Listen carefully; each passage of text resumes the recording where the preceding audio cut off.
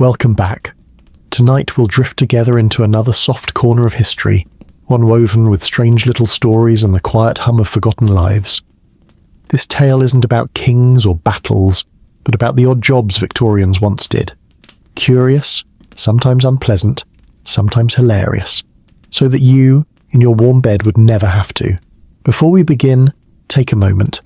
Dim your lights, settle under your blanket and let your breath slow. Feel the weight of the day lift gently like fog fading into the night. And as you rest here, I wonder, where in the world are you listening from tonight? And what time is it there, in your own quiet corner? If this calm journey helps you unwind, you can softly tap like or even subscribe, but only if it feels right. Now, close your eyes and imagine Victorian streets stretching out before you. Gas lamps flicker with a golden glow, cobblestones glisten with the evening's mist, and horse-drawn carriages rattle softly in the distance. The air smells faintly of coal smoke and damp earth. Around every corner there are workers, men, women, even children, earning their bread with jobs so peculiar you might smile at the thought. We'll meet the knocker-uppers, who tapped on bedroom windows with long poles to wake people before alarm clocks existed. We'll wander with the mudlarks, children combing through riverbanks for scraps. We'll pause with the leech collectors, wading through ponds with bare legs, waiting for the slimy creatures to cling. And we'll chuckle with the rat catchers, who made their living chasing pests in dark alleys. Each job tells a story, not just of survival, but of creativity, resilience, and the curious ways people fit into the rhythm of Victorian life. Strange tasks, humble wages, quiet dignity, all waiting for us to explore. So, let the crackle of an imaginary fireplace warm you. Picture the glow of lamplight stretching across a quiet parlour, and with each word, let yourself drift deeper into calm, carried on the gentle footsteps of history. And as we leave this quiet introduction, let your thoughts wander toward our very first curious profession, the human alarm clocks of the Victorian age, the knocker-uppers who turned morning into their livelihood. Step with me now into the misty streets of Victorian London, where dawn creeps slowly across the rooftops. The air is cool, the cobblestones damp with last night's rain, and windows are still shuttered tight. In the silence, a soft tap, tap, tap echoes against the glass.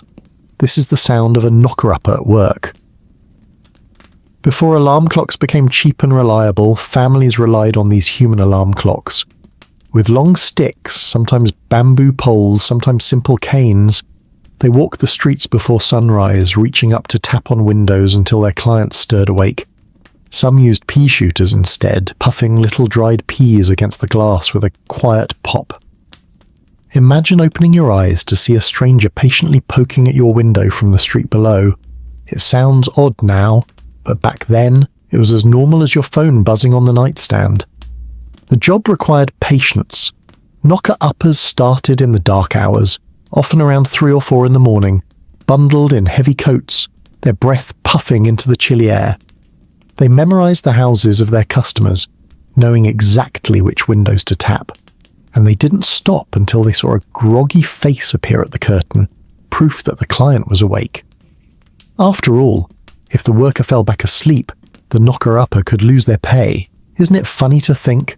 Whole streets depending on one person's stick or pea shooter, as though the entire neighbourhood had outsourced its snooze button? But survival meant discipline.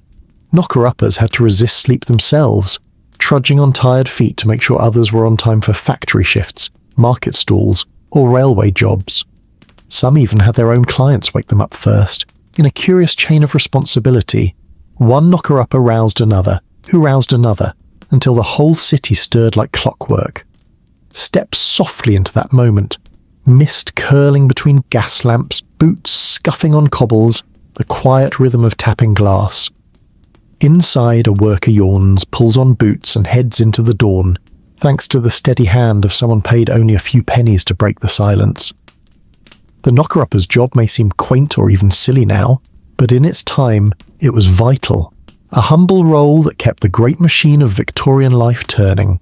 And as we leave these quiet, misty streets, let your thoughts drift to another unusual trade, where children waded barefoot through river mud, searching for treasures among the muck.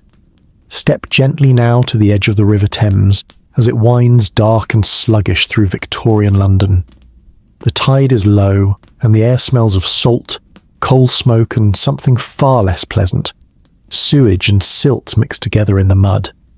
The water glistens faintly in the morning light, and scattered along the banks are children, their bare feet sinking softly into the muck. These were the mudlarks. Mudlarks were scavengers, often young boys and girls, sometimes women, who earned pennies by searching through the thick river mud for anything of value. Old nails, scraps of rope, broken clay pipes, bits of coal washed down from barges. Nothing was too small to pocket. A single lump of coal could mean warmth for a family. A bit of copper wire could be sold for food. Picture a child crouched low, fingers black with mud, eyes scanning the ground with sharp precision. A shout of joy rises when a coin glints in the muck, just enough to buy a crust of bread. Isn't it strange to think of treasure hunts where the prize was survival itself? The work was filthy, cold, and dangerous. The river carried sharp glass, rusting metal, and sometimes even dead animals.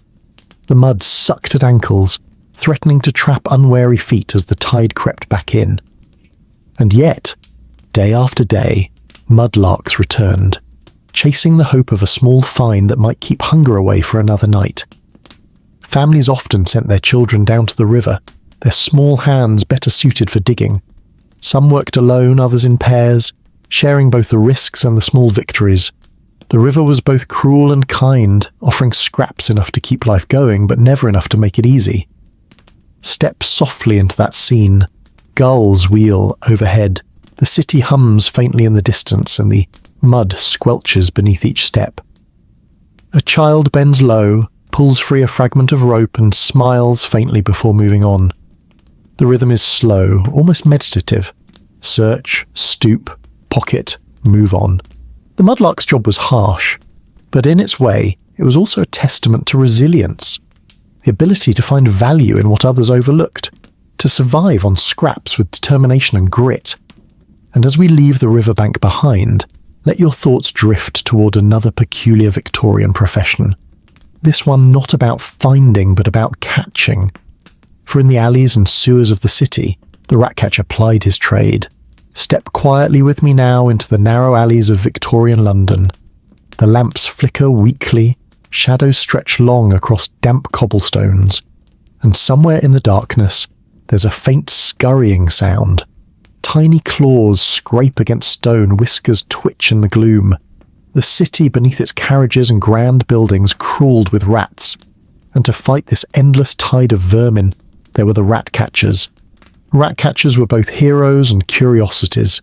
Armed with sacks, sticks, and often a fearless little dog at their side, they ventured into warehouses, sewers, and homes to clear infestations. Some carried ferrets, slipping the slinky creatures into burrows to flush the rats out. Others relied on poisons, powders, and cunning traps. Their work was grim, dirty, and dangerous, but absolutely essential in a city where rats spread disease and devoured food stores. Picture a man crouched low in a candlelit cellar, sack open, stick in hand. His dog darts into the shadows, teeth flashing, while the man lunges to grab a squealing rat by the tail. He drops it into the sack, ties the knot tight, and moves on. Isn't it odd to imagine survival and even a living measured in squeaks and wriggling tails? The strange twist was that rat-catchers didn't always kill their prizes. Many sold the rats alive to public houses, where they were used in rat-baiting contests. Crowds gathered to watch terriers set upon dozens of rats, cheering at the gruesome sport. In this way, pest control became entertainment, and the rat-catcher earned a double wage, once for catching and once for selling. The risks were constant. A bite from a rat could fester into infection. Poison powders clung to clothes and skin. The sewers where many worked were dark, slippery, and filled with foul air. Yet day after day, rat-catchers trudged on, driven by pennies that meant bread on the table. How did families survive with them around? By treating them with wary respect. Children watched curiously as sacks wriggled in the rat-catcher's grip, but mothers kept them back, warning of filth and disease. Fathers haggled over prices, knowing that clearing a cellar might mean saving precious food. Step softly now into that dim alley once more. The ratcatcher lifts his lantern, the glow flickering across a brick wall. His dog pants happily, tail wagging, as another sack wriggles faintly with life. The air smells of damp stone and sharp fur.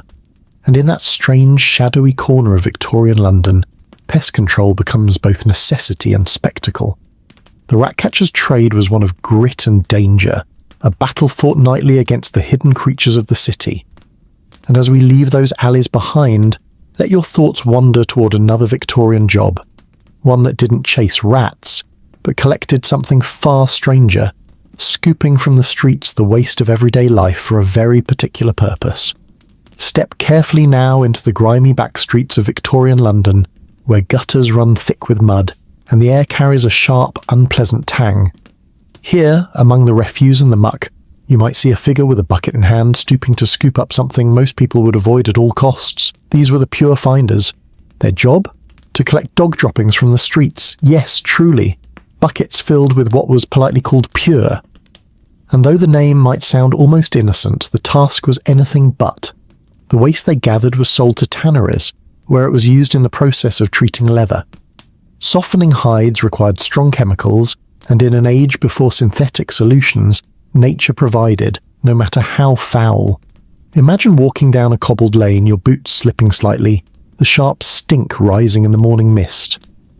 A pure finder bends low, scoops with practiced hands and tips the mess into his bucket. Children wrinkle their noses as they pass, but the worker barely notices anymore. Isn't it strange to think of survival measured in shovelfuls of filth? The pay was meagre, but steady. Tanneries needed endless supplies, and the streets of London provided more than enough. Men, women, and sometimes even children took up the job. It required no tools but a bucket and a strong stomach, and in the crowded city it was always available. Risk came not only from the filth itself, exposure to disease, infections, and the sheer indignity of the work, but also from reputation. Pure finders were often looked down upon, shunned by neighbours, pitied even by other labourers, and yet their work kept leather boots polished, saddles supple, and gloves soft for the very same people who sneered. How did families endure with such a trade, with quiet resilience? Pure finding was often a last resort, but it meant food on the table, rent paid, and survival for another week. Neighbours might laugh, but hunger silenced pride. Isn't it gentle to imagine that kind of strength? The courage to do what others would not, simply to keep loved ones safe? Step softly now into that moment. The pure finder wipes his brow, lifts his bucket, and moves down the lane. Horses clop by, children skip over puddles, and life carries on. The job is foul, the smell sharp, but in its strange way, it is part of the great machine of Victorian life. The pure finder's trade was one of humility, grit, and endurance. A job no one wanted, but one the city could not do without. And as we leave these soiled cobblestones behind, let your thoughts drift to another peculiar Victorian job. One that required slipping not into filth, but into chimneys, where small children squeezed through soot for the sake of a clean fire. Step softly now into the parlour of a Victorian home. The fire crackles, sending sparks up into the flue, while a family sits together enjoying the warmth. But behind that cosy glow lies a hidden hazard, chimneys clogged with soot. To keep them safe and clean, the Victorians relied on one of the most infamous professions of the age, the chimney sweep. Picture it. Small children, sometimes no older than 6 or 7, climbing inside narrow chimneys, squeezing through the blackened shafts with brushes or even bare hands. Their thin bodies twisted and wriggled through spaces barely wide enough to breathe. As they worked, soot rained down in their eyes, their mouths, their lungs. Emerging covered head to toe in black, they were living shadows. The job was harsh, dangerous, and heartbreaking. Chimney sweeps risked suffocation, burns from fires not fully extinguished, or long-term illnesses from breathing soot day after day, and yet families depended on them. A block chimney could mean a house fire, or worse, smoke filling a room as the family slept. Isn't it haunting to think of children carrying such heavy responsibility in such fragile little bodies?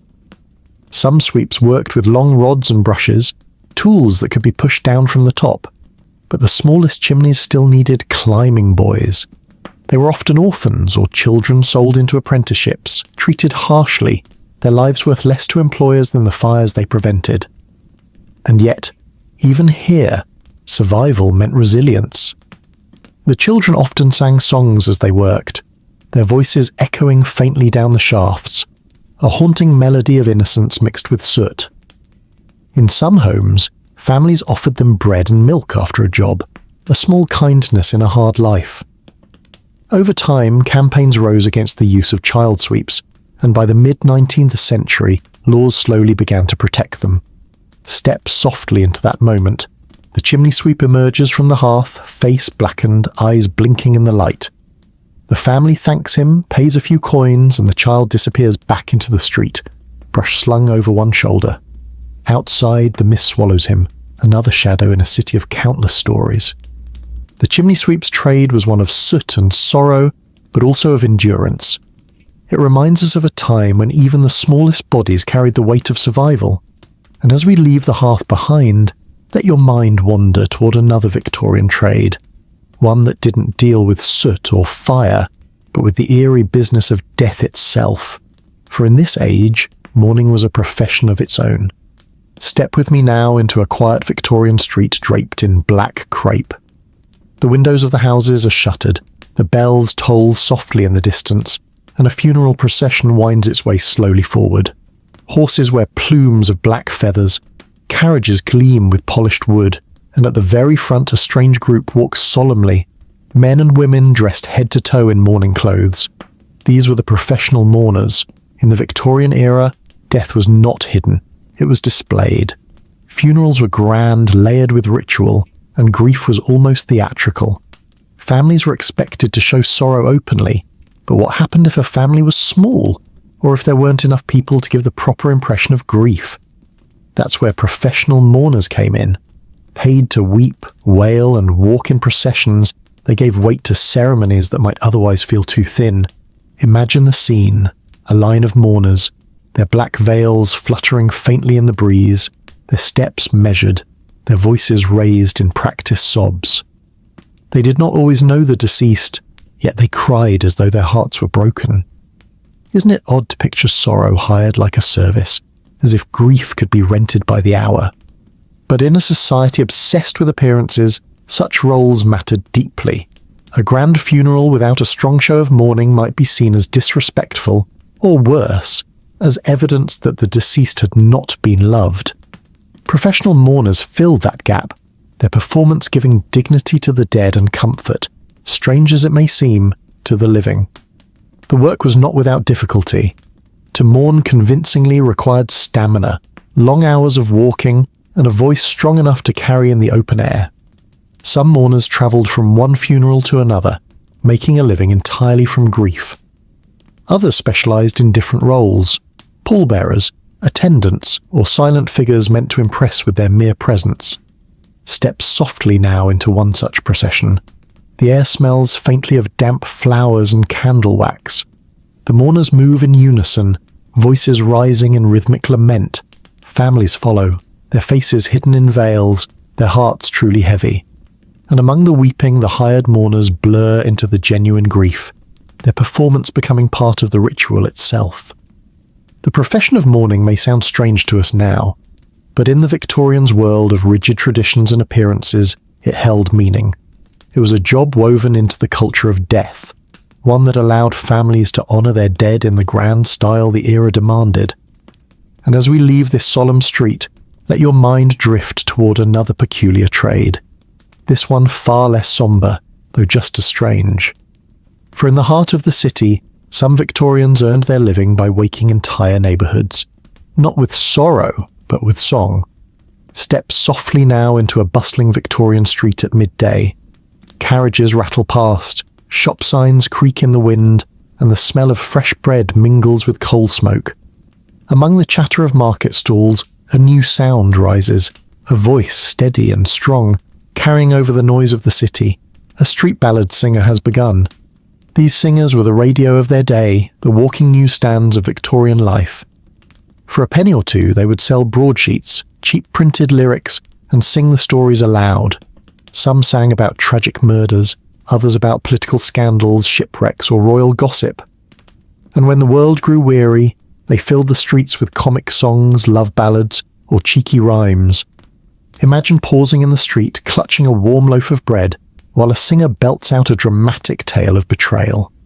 Children gather at their feet, wide-eyed, while adults exchange nods as if the song carried truth itself. Isn't it soothing to think of news carried not by papers or screens, but by human voices woven with melody? Street ballad singers dressed plainly, but some carried themselves like performers, with bright scarves or hats to catch the eye. Many were poor, turning to song because their voices were their only tools. They travelled from neighbourhood to neighbourhood, their lungs strong, their stamina remarkable. Rain or shine, the streets became their stage. The songs were not just entertainment, they were survival. A ballad about a recent crime could sell dozens of sheets in a single day, especially if the singer delivered it with flair. For the illiterate, it was often the only way to hear the story.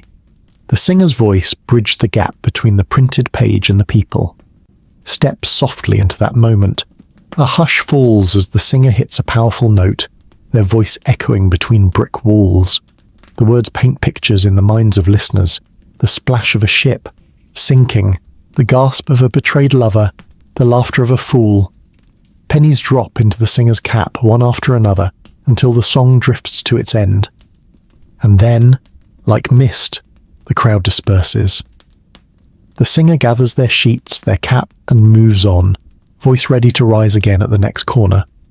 The city returns to its usual hum, but the echo of the song lingers, like a thread of memory in the air. The job of the street ballad singer was one of resilience and creativity, turning voice into coin, weaving news into melody, and carrying the spirit of the city from one crowd to the next.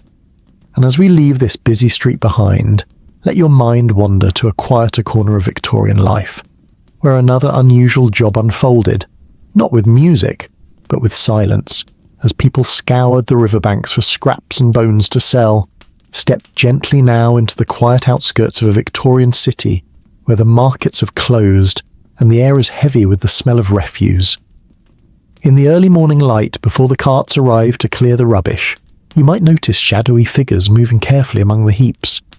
Their eyes scan quickly, their hands search with practiced ease. These were the bone pickers. Their task was simple yet unpleasant. They collected discarded bones from the streets, from butchers' bins, and from rubbish heaps. To most, these scraps were useless, but to the bone pickers they were a livelihood. The bones were sold to merchants who ground them into fertilizer for fields, or boiled them down to create glue. What seemed worthless became valuable when carried to the right buyer. Imagine the scene. A man crouches beside a butcher's shop, his sack already half full. He lifts a long rib bone, wipes it on his sleeve, and drops it in with a hollow clatter. Children help too, darting into piles of refuse to snatch smaller pieces. Isn't it strange to picture survival measured in the weight of bones rattling in a sack? The work was filthy and often degrading. Bone pickers were seen as the lowest of the low, scraping their existence from what others discarded.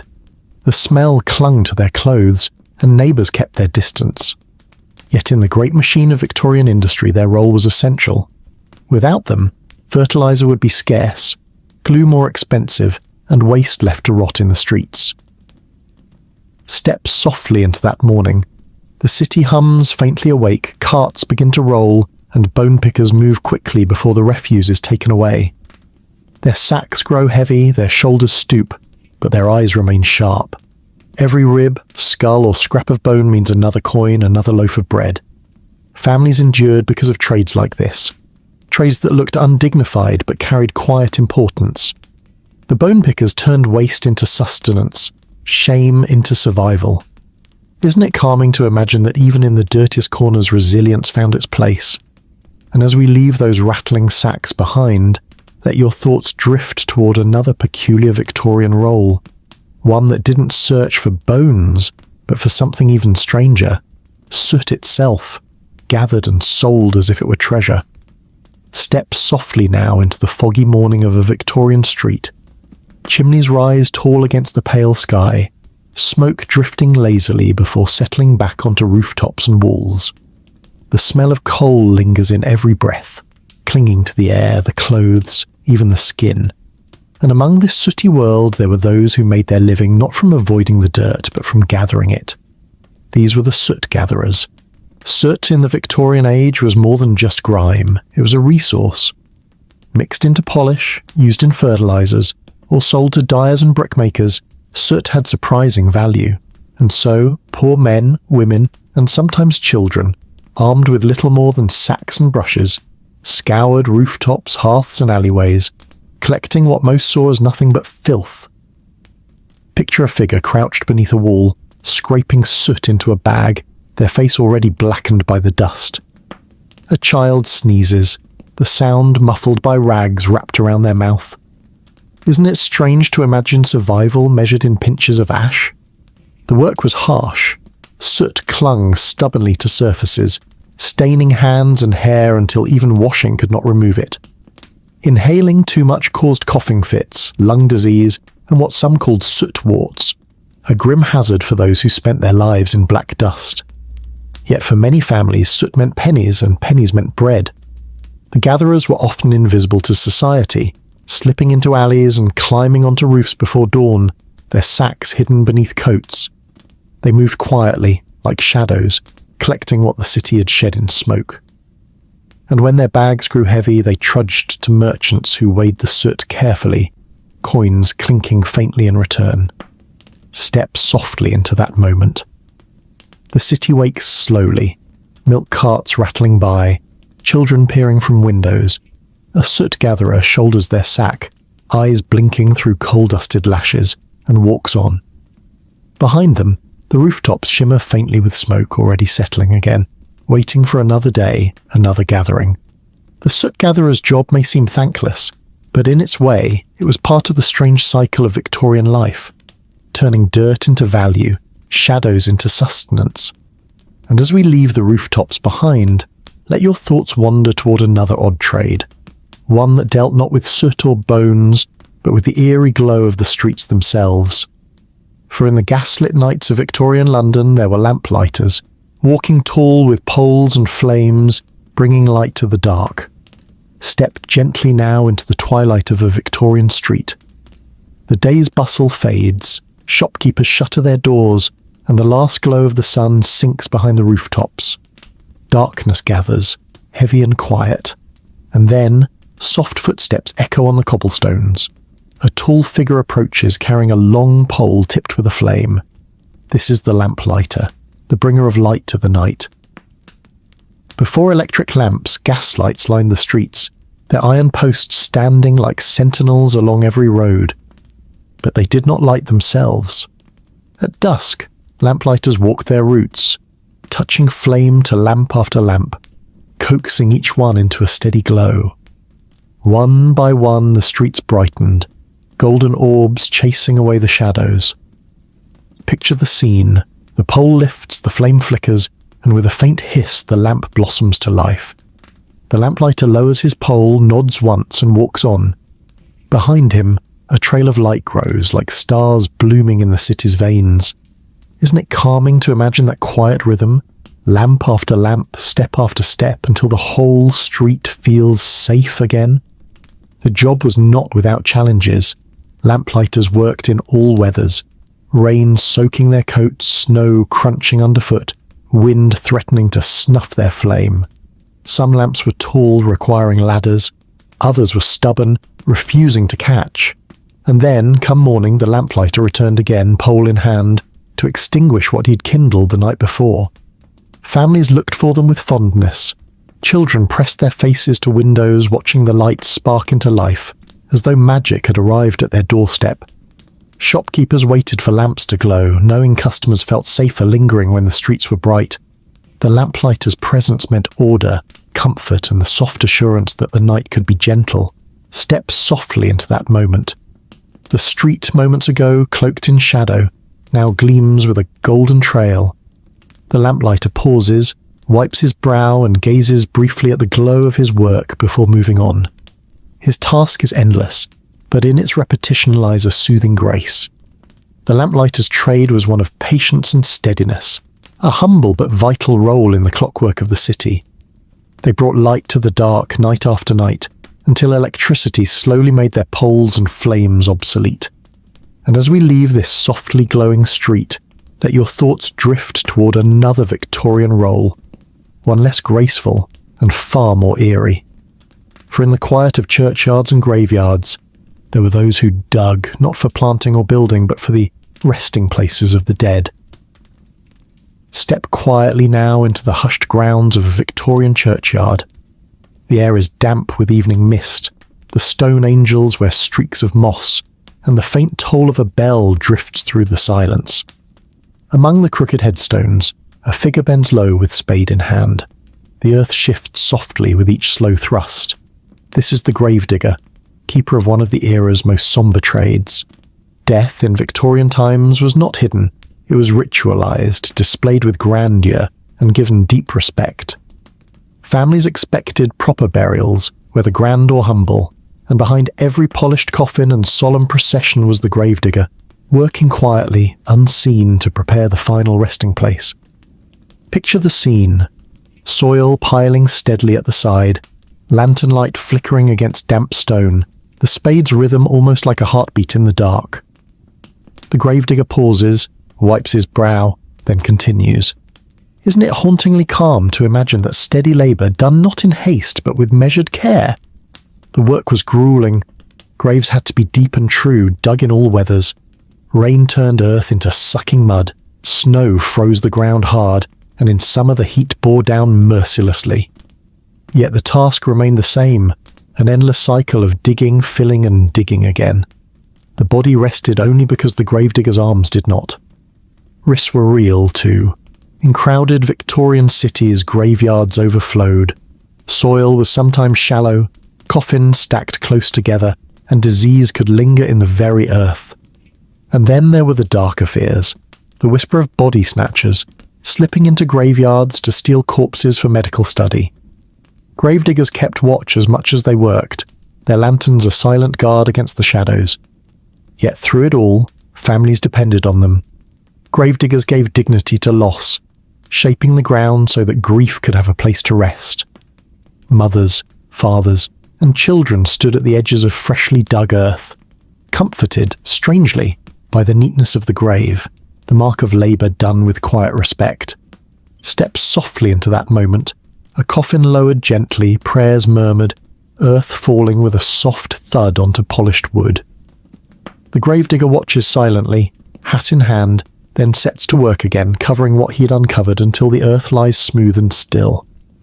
The gravedigger's trade was heavy, solemn, and endlessly repetitive, but in its quiet way it offered something profound: closure, order, and the assurance that even in death, the rhythms of life carried on.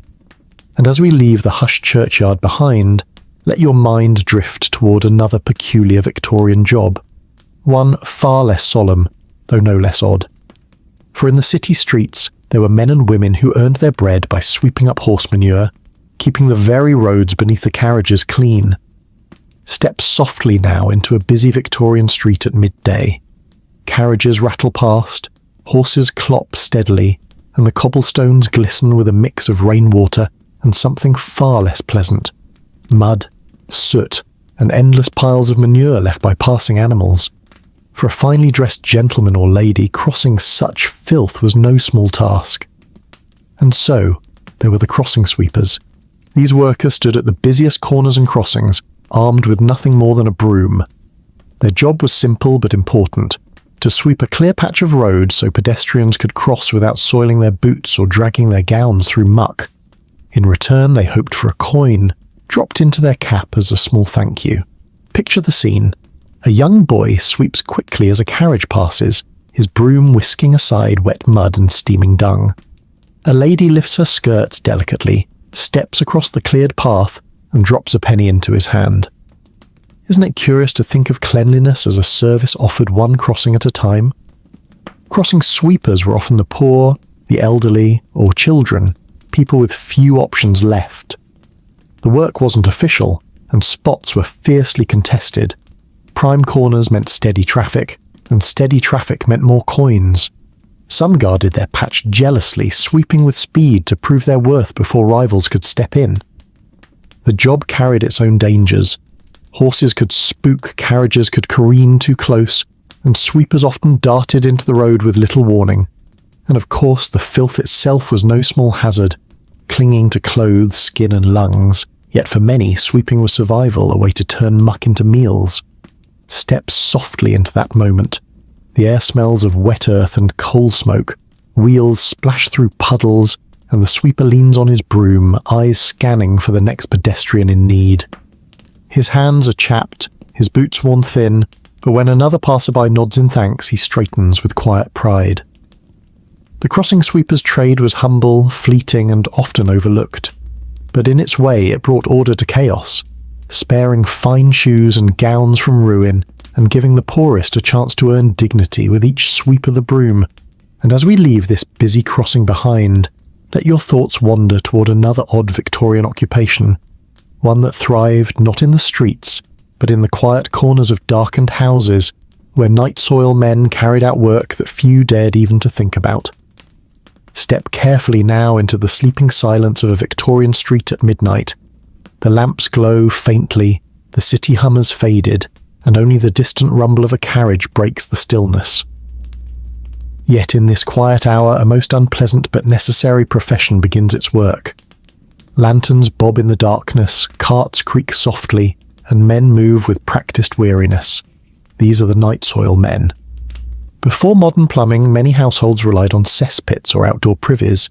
These pits filled quickly, and without removal they would overflow into cellars, streets, or even wells.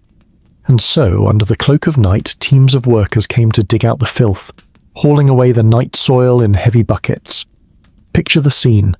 The sharp stench hangs in the cold air. Men shovel steadily, their lanterns casting trembling shadows on brick walls.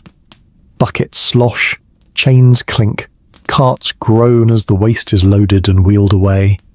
Isn't it haunting to think of a city's cleanliness resting on such unseen labour? The job was despised, but it was essential. Without them, disease would have spread faster than fire. Cholera, typhoid, and countless fevers lurked in polluted water and overflowing cesspits. The night soil men, unwelcome though they were, carried health in every bucket removed. The risks were immense. The air in deep pits could suffocate. The filth itself carried sickness, and the work broke backs and spirits alike. Yet the pay, though modest, was steadier than many odd jobs. Some men clung to it for survival, knowing that few others were willing to step into such darkness. Families, though often repulsed, respected the necessity. Curtains were drawn tight when the carts rolled past, and children whispered about the men who worked with shadows. But come morning, households awoke to streets cleansed of their hidden dangers, as if by invisible hands, stepped softly into that moment. The night soil men finish their work, shoulders bent, faces grim. They climb onto their carts, the lantern light swaying as they vanish into the mist. Behind them, silence returns, and the city breathes easier. The night soil men's trade was one of shadows and stench, but also of unsung service. They carried away what no one wished to see, ensuring the city could wake to a new day without drowning in its own waste. And as we leave this shadowy trade behind, let your mind drift toward another peculiar Victorian profession, one less foul, yet still unusual. For at the first light of dawn, women and children could be found plucking goose feathers, turning fluff into the comfort of pillows and quilts. Step gently now into the quieter courtyards of Victorian London, where laundry flaps in the breeze and the faint cluck of hens echoes from the corner pen. In these humble spaces, another odd profession stirred each morning. Women and children bending over baskets, their fingers quick and steady. These were the feather pluckers.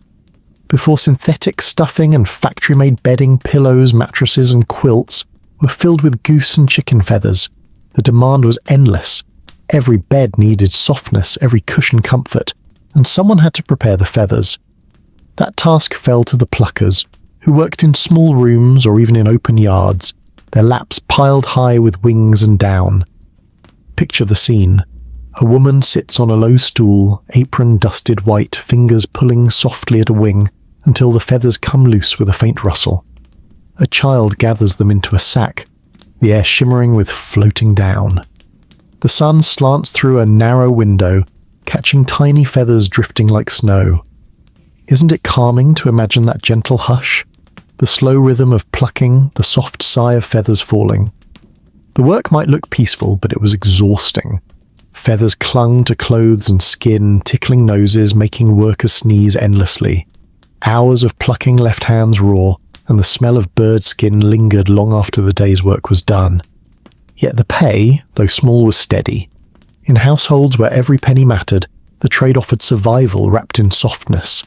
The pluckers often sold feathers by weight, carrying bulging sacks to merchants who then sent them to upholsterers or bedding makers. Wealthier families might even hire them directly to strip live birds, a grim but common practice at the time. The pluckers themselves endured the mess with quiet resignation, knowing the comfort of others rested quite literally in their hands. Step softly into that moment. A sack is tied tight, feathers spilling faintly from the seams. The woman rises, brushes her apron, and sets out to deliver her day's work.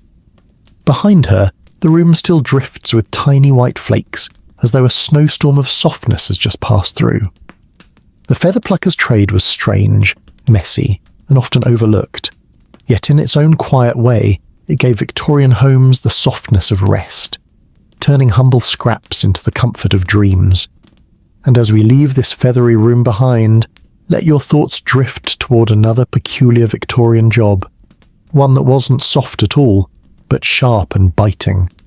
For in the marshes and streams, leech collectors waded barefoot, waiting for creatures of the blood to cling. Step softly now into the misty marshlands at the edge of a Victorian village. The reeds sway gently in the breeze, dragonflies dart above the still water, and beneath the surface lurk dark, slender creatures waiting to attach themselves to passing skin. Here, barefoot and steady, wade the leech collectors. In the Victorian era, leeches were in high demand for medicine. Doctors believed bleeding could cure a wide range of ailments, from fevers to headaches to swelling. Apothecaries stocked jars filled with writhing leeches, and hospitals ordered them in the hundreds. But where did they come from? From women, men, and sometimes children, who braved the marshes to harvest them the hard way. Picture the scene. A woman stands knee-deep in water, skirts tied up, her bare legs still. Slowly, leeches attach one by one, clinging with tiny mouths.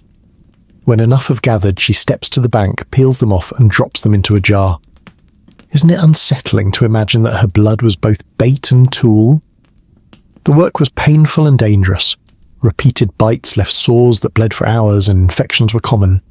Some collectors grew pale and weak, their health worn down by years of blood loss. And yet, leech collecting paid better than many other odd jobs, enough to tempt the desperate to wade back into the marsh again and again. Collectors worked quietly, often in pairs, watching the water's surface for ripples and waiting patiently for the creatures to find them. Children sometimes joined, their small bodies even more attractive to the leeches. They learned quickly to endure the sting, to twist the slimy bodies loose, and to keep jars filled for eager buyers. Step softly into that moment.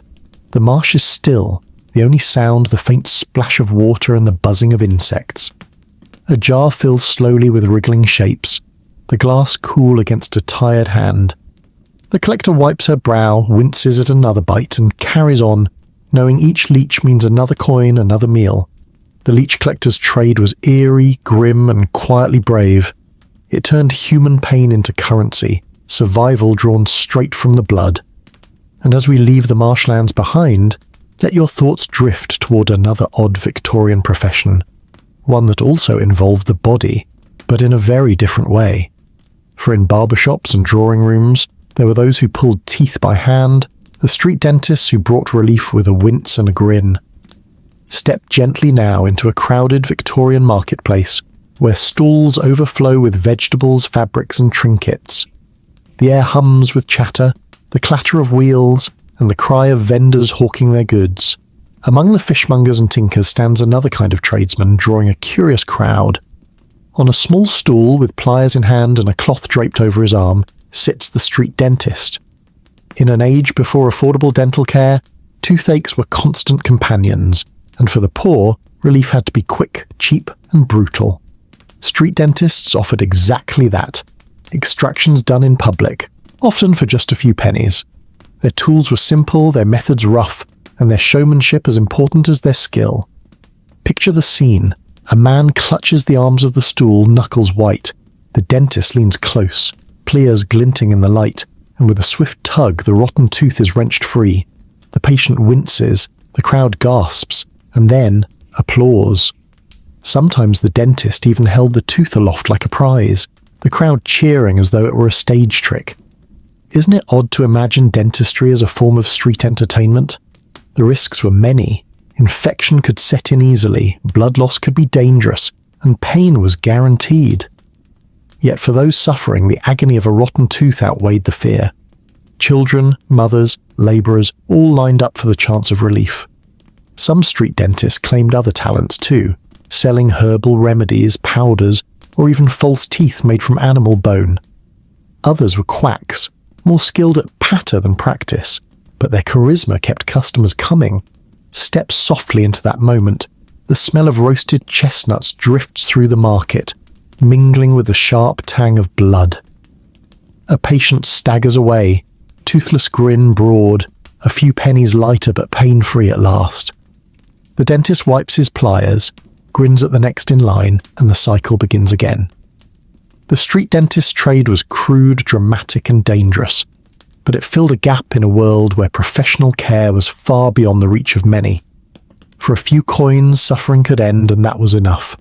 And as we leave the crowded marketplace behind, let your mind drift toward another curious Victorian role, one that brought not pain but performance, as street acrobats twisted, flipped, and dazzled crowds for pennies in the square. Step softly now into a lively Victorian square, where the air buzzes with music from a barrel organ, the chatter of onlookers, and the clink of coins tossed into caps. At the very centre of it all, a small troupe of street acrobats springs into motion. With cartwheels, handstands, and daring flips, they turn cobblestones into their stage. For many poor Victorians, acrobatics was not simply entertainment, it was survival. Children too light for heavy labour often tumbled and somersaulted in public squares, hoping their agility would win a few pennies. Adults joined too, bending their bodies into impossible shapes, balancing on poles, or forming living pyramids. Picture the scene. A boy leaps onto his brother's shoulders, arms outstretched like a tiny circus king. A girl spins across the square, her skirts flaring with each twirl. The crowd claps, coins scatter into a cap, and for a brief moment, hardship feels like applause.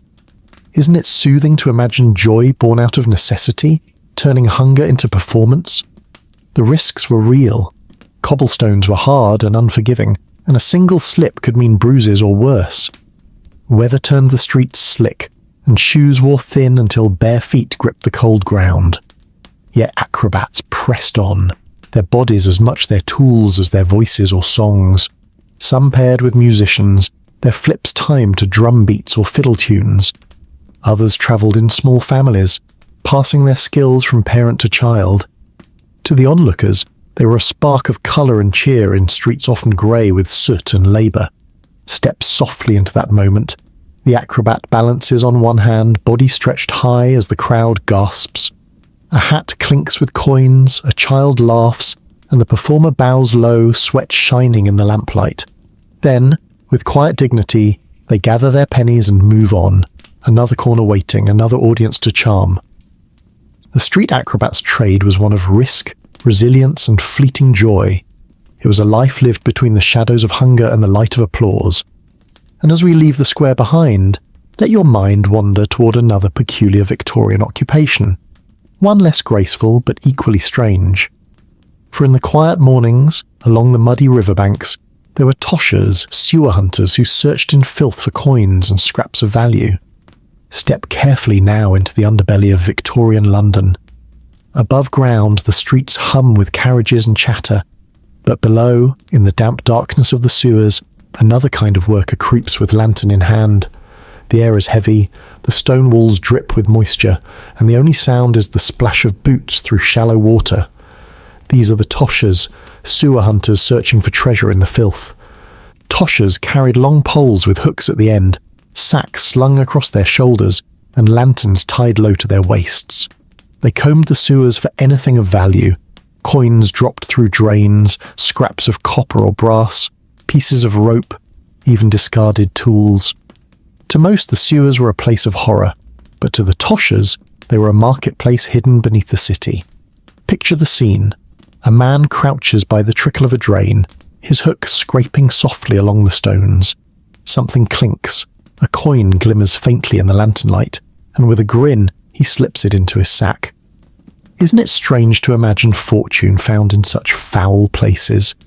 The dangers were endless. The air itself could choke, heavy with gas. Rats skittered in the shadows, their eyes gleaming in the light. Floods could rise suddenly, sweeping hunters away, and yet the lure of quick profit kept toshers returning. For a lucky find might mean a week's rent, a month's food, or even enough to climb briefly out of poverty. Families sometimes joined together in this grim trade, fathers teaching sons how to walk steadily on slippery stones, mothers waiting above to clean the day's finds. The work was done quietly, often at night, for sewer hunting was illegal. But laws meant little when hunger pressed, and so the toshers slipped back into the shadows, their hooks tapping like secret rhythms in the dark. Step softly into that moment. The lantern sways, the walls glisten, and the tosher lifts a dripping chain from the muck. He shakes it once, nods to himself, and places it gently in his sack. Then he moves on, vanishing into the labyrinth, another shadow in a world few dared to enter. The tosher's trade was grim, hidden, and dangerous, yet it carried its own strange dignity. They found value where others saw only waste, survival pulled from the very veins of the city. And as we climb back to the surface, let your mind drift toward another peculiar Victorian profession, one that traded in light rather than darkness. For in homes across the city, there were knocker-uppers still, but also a stranger service. People hired to keep fires alive through the night, so mornings would never wake cold. Step softly now into a Victorian parlour at the close of day. The fire glows warmly in the grate, casting flickering shadows across the patterned wallpaper. Families gather near the hearth, sipping tea or reading by lamplight. But when the household retires for the night, the fire cannot simply be left alone. It must be watched, tended, kept alive. For some families, especially the wealthier ones, there were servants whose odd duty was just that, fire tenders through the night. In an age before central heating, the hearth was life. It meant warmth, cooking, and hot water for the day to come. To let the fire die meant waking cold, shivering, with hours of work ahead to coax flames back to life. So families hired night fire watchers, men or women who sat silently by the hearth, feeding logs, stirring embers, or banking the coals with ash to ensure they smouldered until dawn. Picture the scene. A servant sits quietly in the half-dark, the house hushed around them. The clock ticks, the wind sighs at the shutters, and every so often the poker shifts in the grate with a soft crackle. Their eyes grow heavy, yet they fight sleep, for to drift off could mean a dead fire, or worse, flames running wild. Isn't it soothing to imagine that steady rhythm, warmth kept alive by watchful care? The work was lonely, but strangely peaceful. Night fire tenders often used the hours to mend clothes, polish boots, or whisper quiet prayers. They were guardians of comfort, though their faces were seldom remembered come morning. Risks were real. Sparks leaping onto rugs could mean disaster, and smoke could creep silently into sleeping rooms. A careless hand could turn warmth into tragedy. Yet in the stillness of those long nights, most fires burned steadily, guided by hands that worked unseen. Step softly into that moment. The embers glow low, stirred with care. A log settles with a sigh, flames lick gently upward, and the tender leans back, eyes reflecting the quiet light. Outside, the city sleeps, unaware of the quiet service that keeps one home safe and warm. The fire watcher's role was small, almost invisible, yet vital. They carried warmth across the fragile hours of night, so families could wake to comfort instead of cold. And as we leave the hearth behind, let your thoughts wander toward another unusual Victorian trade, one that also came alive at night. For in the early hours when others still dreamed, the night watchman walked the streets, keeping order beneath the gaslight glow. Step softly now into a Victorian street long after midnight. The shutters are drawn tight, lamps glow faintly along the cobblestones, and silence hangs heavy in the damp air. Yet listen closely, and you will hear the steady crunch of boots, the quiet rattle of a staff, and perhaps the faint call of the hour. A lone figure walks his beat, the night watchman. Before professional police forces spread widely, watchmen were the guardians of the night. Their duties were simple but vital: to patrol darkened streets, prevent theft, deter fire, and call out the passing hours. Cloaked in heavy coats against the cold, lanterns in hand, they were both a comfort and a reminder that danger lurked in the shadows. Picture the scene. A watchman pauses beneath a lamplight, breath misting in the chill. He taps his staff against the stones, peers into an alley, and moves on, the soft glow of his lantern swaying like a firefly in the fog. A dog barks once, then quiets. The city lies still, held gently beneath his watch. Isn't it calming to imagine safety measured in footsteps echoing through the silence? The work was lonely and often thankless.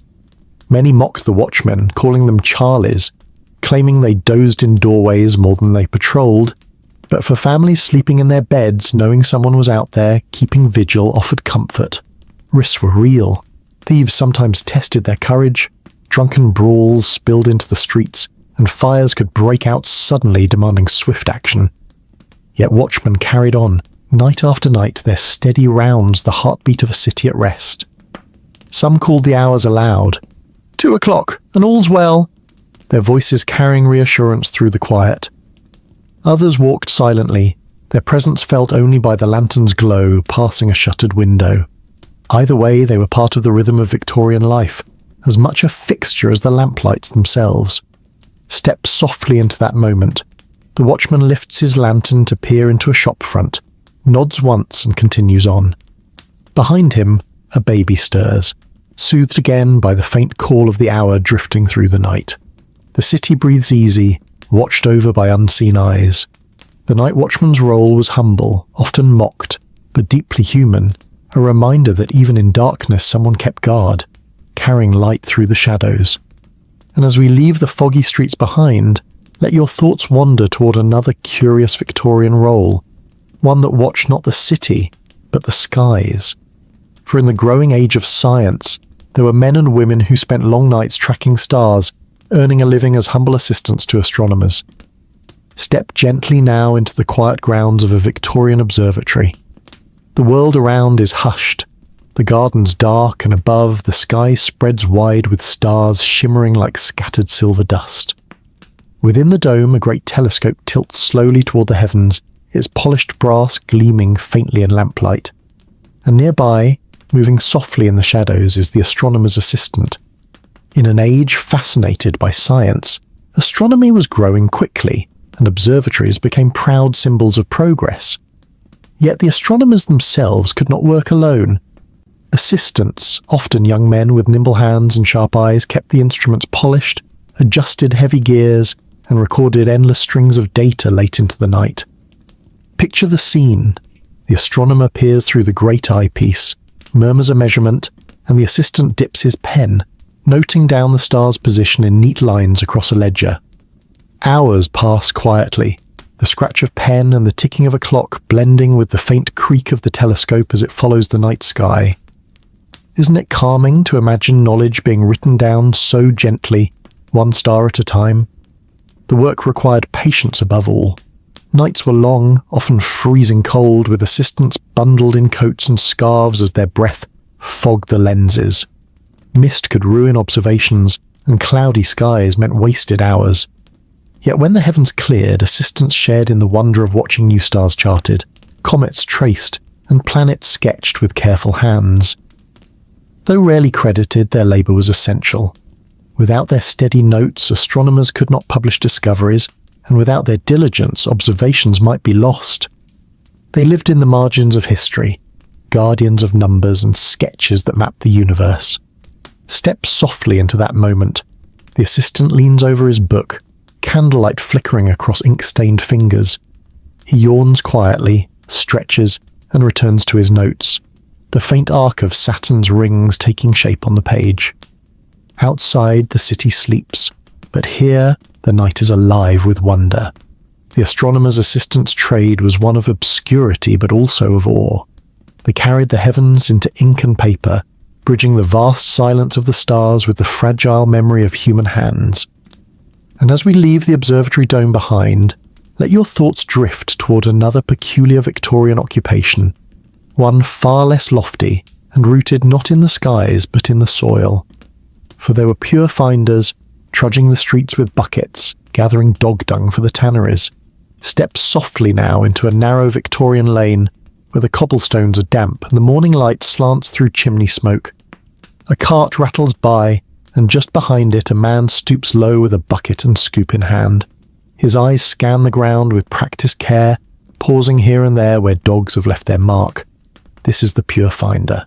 It may sound strange, but in the Victorian era, dog dung, known as pure, was a valuable resource. Tanneries used it in the process of softening leather, the enzymes breaking down stiffness and making hides pliable for boots, belts, and saddles. And so men and women wandered the streets, collecting the unpleasant leavings of stray dogs and family pets, selling their buckets to the tanners for a modest fee. Picture the scene. A man crouches at the edge of a gutter, scoops carefully, and tips the foul bundle into his pail. The smell rises thick and sharp, but he works steadily, barely wrinkling his nose. A child trails behind, carrying a smaller bucket, mimicking the task with quiet resignation. Isn't it peculiar to imagine survival measured in scoops of dung? The work was foul and despised. Neighbours looked away, noses wrinkling when a pure finder passed. Clothes carried the smell no matter how often they were washed, and hands never quite came clean. Yet without them, the leather trade would falter, and shoes, belts, and harnesses might cost far more. Risk lurked too. Disease clung to the waist, and constant handling left collectors vulnerable to sickness. But for those who had little else, the job offered one certainty. Tanners always needed pure, and pure finders always had something to sell. Step softly into that moment. The pure finder lifts his brimming bucket, shoulders hunched beneath its weight. He trudges toward the tannery, where other men wait with sacks and pails, the air thick with the acrid smell of hides and lime. A coin or two will change hands, and then he will return to the streets, eyes searching again. The pure finder's role was grim, malodorous, and mocked, but essential. They turned filth into function, ensuring that even the most unpleasant of substances found purpose in the machinery of daily life. And as we leave those buckets and tanneries behind, let your thoughts drift toward one final odd Victorian trade. Strange, quiet, and often heartbreaking. For in households grieving loss, there were mourners for hire, men and women paid to weep, wail, and walk in funerals, embodying sorrow as a service. Step softly now into a hushed Victorian street, where the toll of a church bell rolls slowly through the air. Black crape flutters from doorways, shutters are drawn, and a line of carriages waits. At the very front of the funeral procession, dressed in long dark robes, walk men and women with solemn faces, their eyes downcast, their steps measured. They are not family, nor friends of the deceased. They are professional mourners. In the Victorian age, mourning was a performance as much as it was a ritual. Families were judged by the depth of their grief, displayed openly in funerals and processions. For those who could afford it, mourners were hired to add dignity, drama, and weight to the spectacle. Their role was to embody sorrow, to wail, sigh, and walk slowly so the community could see that the departed was truly honoured. Picture the scene. A woman lifts a handkerchief to her eyes, dabbing at tears that may or may not be real. A man bows his head deeply, his footsteps heavy, as though crushed by loss. Around them, the family follows, grateful or perhaps embarrassed that grief is being shown so openly. Isn't it curious to imagine sorrow turned into a profession? Sadness offered as a service? The mourners were paid by the hour, some more skilled than others at dramatic weeping. Their voices rose in practiced cries, their faces schooled into expressions of anguish. Some mourners even built reputations, known in certain neighbourhoods for their convincing displays. For the poor, the trade offered rare income. For the wealthy, it offered social assurance that their loved ones were remembered with grandeur. Yet the work carried its own weight, to where sorrow day after day, even for pay, left many feeling drained. Some mourners confessed that over time the act blurred into something real, a heaviness in the chest that never quite left. And still the demand persisted, for Victorians lived in a culture where death was ever present, and mourning was as visible as life itself. Step softly into that moment. The procession moves slowly down the street, the mourners leading with bowed heads. Neighbours watch from windows, whispering about the fine display. The bell tolls again, the horses clop steadily, and the mourners' cries drift like mist into the morning air. The professional mourner's trade was theatrical, sombre and strange, but it reflected something deeply human, the desire to be seen in grief, to honour the dead not in silence but in spectacle. And now, as we leave these mourners behind, let your mind rest gently. We have walked together through the curious trades of the Victorian world, from soot gatherers to lamplighters, from pure finders to mourners. Each odd job, each shadowed figure carried its own story, its own rhythm, and its own quiet dignity. So close your eyes, take a long breath, and let these memories guide you into peace. May the flicker of lamplight, the hush of feathers, and even the strange dignity of sorrow accompany you into your dreams. And if this long journey has helped you drift, let me know below. Sweet dreams, dear friend. Until next time. And so, dear friend, we have reached the end of our quiet walk through the odd jobs of Victorian life, from the hush of lamplighters kindling the night, to the murmur of mourners echoing sorrow. We've drifted together through streets, rooftops, and even marshes, where survival wore the strangest masks. Each chapter has been a window into another time, a world where soot was treasure, feathers were wages, and dignity was carved from the most unusual labours. Perhaps you found a smile in the acrobats tumbling on cobblestones, or a shiver in the thought of leech collectors wading barefoot in dark waters. Each story, though peculiar, carried its own rhythm of resilience. Now, as the last echoes fade, let your body grow heavy, your breath slow, your thoughts soft. Imagine the glow of a Victorian lamplight flickering gently at the edge of your dreams, steady and warm, guiding you deeper into rest. If this long journey kept you company or helped you drift, you're welcome to let me know below, only if it feels right.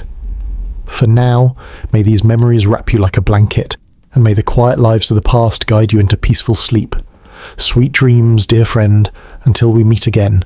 Whispered sign-off fading into silence.